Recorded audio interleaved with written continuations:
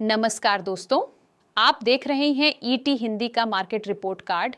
आज हम बजाज फिनसर्व लिमिटेड के हालिया तिमाही नतीजों पर गहराई से बात करेंगे।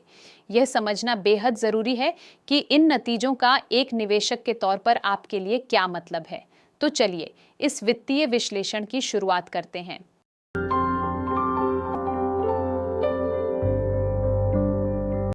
सबसे पहले बजाज फिनसर्व लिमिटेड के बारे में जान लेते हैं। यह भारतीय रिजर्व बैंक के नियमों के तहत एक कोर इन्वेस्टमेंट कंपनी है।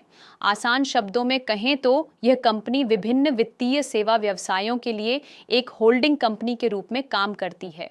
इसका मुख्य उद्देश्य भारत में वित्तीय समाधान प्रदान करना है। बजाज फिनसर्व कई क्षेत्रों में काम करती है, जैसे financing, general insurance, life insurance, health care और वेल्थ मैनेजमेंट। ये कंपनी अपने ग्राहकों को जीवन चक्र वित्तीय समाधान प्रदान करती है। चलिए अब कंपनी के वित्तीय प्रदर्शन पर एक नजर डालते हैं।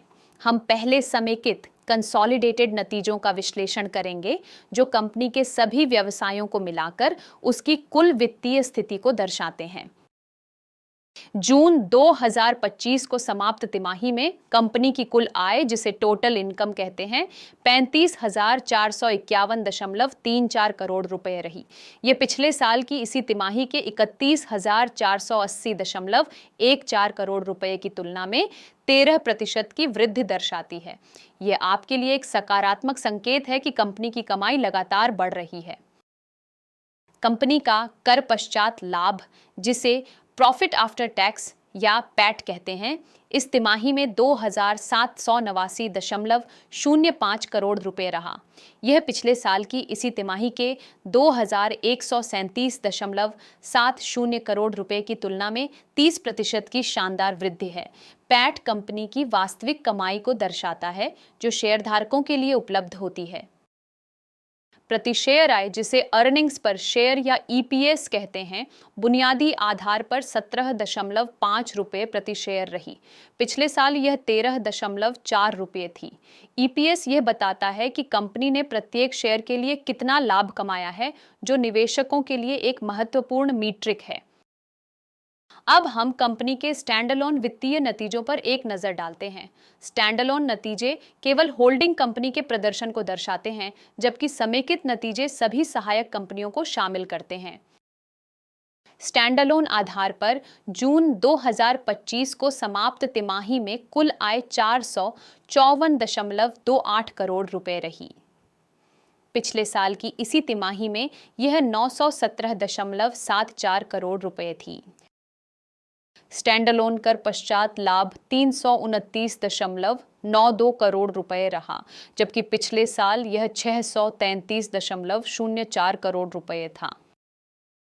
स्टैंडअलोन प्रति शेयर आय बुनियादी आधार पर 2.1 रुपए प्रति शेयर रही, जबकि पिछले साल यह 4.0 रुपए थी। एक निवेशक के तौर पर आपको यह समझना चाहिए कि समेकित नतीजे कंपनी की पूरी तस्वीर दिखाते हैं, क्योंकि इसमें उसकी सभी सहायक कंपनियों का प्रदर्शन शामिल होता है। स्टैंडअलोन नतीजे केवल होल्डिंग कंपनी के प्रदर्शन पर केंद्रित होते हैं। एक महत्वपूर्ण बात यह है कि इंड एएस के प्रावधानों के तहत बीमा सहायक कंपनियों ने अपनी इक्विटी सिक्योरिटीज पोर्टफोलियो का एक हिस्सा fair value through profit and loss FVTPL के रूप में रखा है। इससे वित्तीय परिणामों में अस्थिरता आ सकती है, क्योंकि मार्केट टू मार्केट MT-PIMT में बदलाव सीधे लाभ और हानि खाते को प्रभावित करते हैं। चलिए अब कंपनी की प्रमुख सहायक कंपनियों के प्रदर्शन पर एक नजर डालते हैं, क्योंकि यही कंपनी के समेकित नतीजों को सबसे ज्यादा प्रभावित करते हैं। बजाज फाइनेंस लिमिटेड, जिसे BFLS भी कहते हैं, ने इस तिमाही में अपने ग्राहक आधार में 4.69 मिलियन की वृद्धि दर्ज की। नए आड़ों की संख्या 13.49 मिलियन रही। BFL का समेकित कर पश्चात लाभ 20% बढ़ा और उसकी सहायक company Bajaj housing finance limited का लाभ 21% बढ़ा। BFL ने जून 2025 में अपने शेयरों का उपविभाजन सब डिवीजन सफलतापूर्वक पूरा किया, जिससे प्रति शेयर अंकित मूल्य 2 रुपये से घटकर 1 रुपये हो गया। इसके बाद कंपनी ने 17 जून 2025 को प्रत्येक एक पूर्ण भुगतान वाले इक्विटी शेयर के लिए 4 पूर्ण भुगतान वाले बोनस इक्विटी शेयर जारी किए। यह निवेशकों के लिए तरलता और शेयरधारिता में वृद्धि का संकेत है।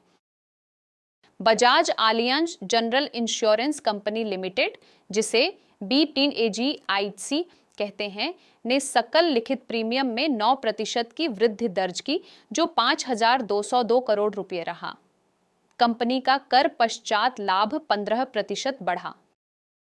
हालांकि BAGI.C ने इस तिमाही में 116 करोड़ रुपए का अंडरराइटिंग लॉस दर्ज किया। यह मुख्य रूप से उच्च अधिग्रहण लागत के कारण हुआ। यह एक ऐसा बिंदु है जिस पर निवेशकों को ध्यान देना चाहिए। Bajaj Allianz life insurance company limited, जिसे BALI.C कहते हैं, ने नए व्यवसाय मूल्य में 39% की वृद्धि दर्ज की। यह उत्पाद पुनर्गठन और लागत युक्तिकरण के कारण हुआ। कंपनी का कर पश्चात लाभ 76% बढ़ा। कंपनी के उभरते हुए व्यवसायों में Bajaj Finserv health, Bajaj Finserv direct, Bajaj Finserv asset management और बजाज फिनसर्व वेंचर्स शामिल हैं। इन व्यवसायों से इस तिमाही में 142 करोड़ रुपए का नुकसान हुआ है, जैसा कि अपेक्षित था। यह दर्शाता है कि नए व्यवसायों में निवेश अभी भी प्रारंभिक चरण में है। अब हम कुछ महत्वपूर्ण रणनीतिक कदमों पर बात करेंगे। 17 मार्च 2025 को बजाज फिनसर्व लिमिटेड ने आलियांज S.I से Bajaj Allianz general insurance company limited और Bajaj Allianz life insurance company limited में 26% इक्विटी हिस्सेदारी हासिल करने के लिए शेयर खरीद समझौते पर हस्ताक्षर किए। यह अधिग्रहण नियामक अनुमोदनों के अधीन है और 16 अक्टूबर 2026 तक कई चरणों में पूरा किया जाएगा। प्रारंभिक चरण में न्यूनतम 6.1% हिस्सेदारी शामिल होगी। यह कदम कंपनी की बीमा व्यवसायों में हिस्सेदारी को मजबूत करेगा।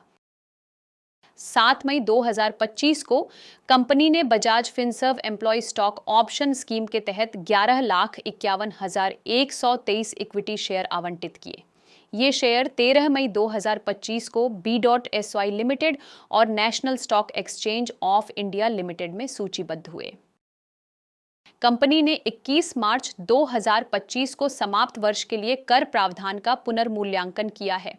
इसके परिणाम स्वरूप 30 जून 2025 को समाप्त तिमाही के दौरान 40.21 करोड़ रुपए का कर प्रावधान वापस लिया गया है। यह इनकम टैक्स एक्ट की धारा 80M के तहत उपलब्ध कटौती के कारण हुआ है।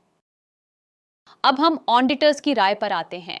ऑडिटर्स ने कंपनी के स्टैंडअलोन और समेकित वित्तीय परिणामों पर अनमॉडिफाइड ओपिनियन दिया है, जिसका अर्थ है कि उन्हें परिणामों में कोई महत्वपूर्ण विसंगति नहीं मिली है। यह निवेशकों के लिए एक सकारात्मक संकेत है। हालांकि ऑडिटर्स ने कुछ अन्य मामलों पर भी ध्यान आकर्षित किया है।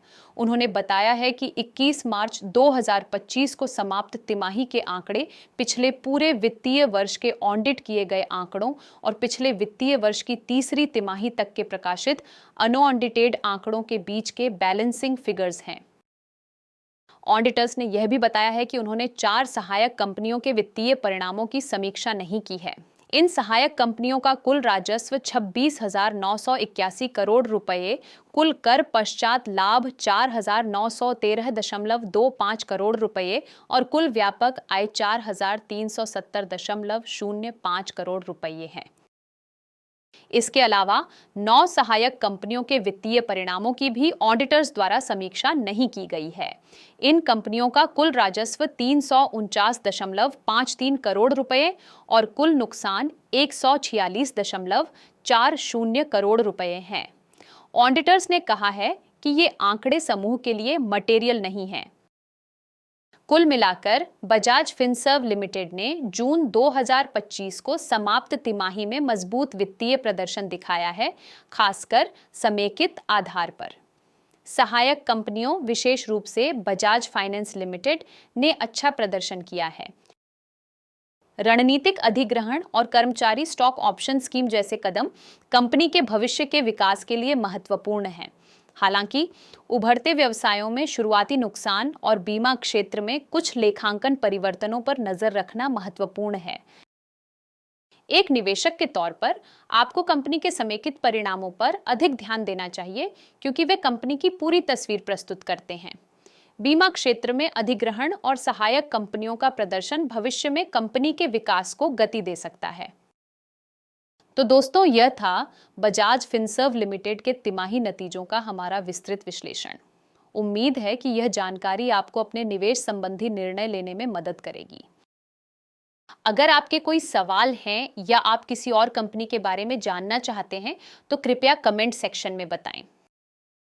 इस वीडियो को लाइक करें, अपने दोस्तों और परिवार के साथ शेयर करें और हमारे चैनल को सब्सक्राइब करना न भूलें, ताकि आप ऐसे ही महत्वपूर्ण वित्तीय विश्लेषण से अपडेटेड रहें।